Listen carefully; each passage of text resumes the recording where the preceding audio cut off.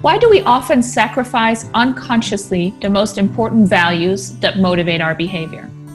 I think you are answering the question in the question, Barbie. And for me, the answer is because we become unconscious. And when you go unconscious, it's like there's nobody home, and then you do what you do. And sometimes you end up sacrificing the higher to the lower, which I call sacrilege. And I believe that the reason we do that is simply because we go unconscious, because then we suddenly wake up and realize the harm we have done and the results we have created around us, and we we don't feel proud. We feel bad about ourselves, and that's the way we learn. So, and then we will probably do it again, but we will catch ourselves earlier, and that's how you go about the process of becoming and acting in a more conscious way. In some of our workshops, we do an exercise to try to make conscious the unconscious. Now, we all have our values of things that we hold in high regard. We run an exercise that's called the Admirable Characters, where we invite participants to select people, alive or dead, real or fictional, that they admire in their lives.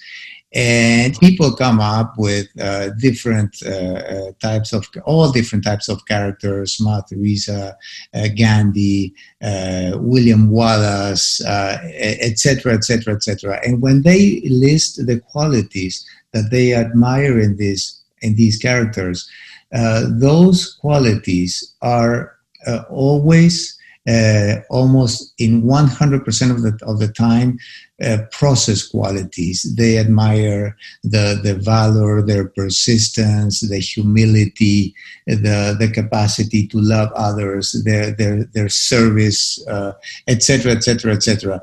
We have yet to find people in our workshops, and we have done this many, many times, probably with thousands of participants, that they admire power, money, being a celebrity. Nobody strives for that when you really look inside yourself. And as we say in our philosophy, those that you admire in others is your golden shadow. It is the same thing that you admire and that you possess yourself. So this is a very beautiful exercise where we help participants connect to their own set of values and ethical principles by which they can choose to run their lives. And then the second part of the exercise is even more revealing, because there we ask participants to think which were the circumstances that allowed those admired characters to display those values that they admire so much.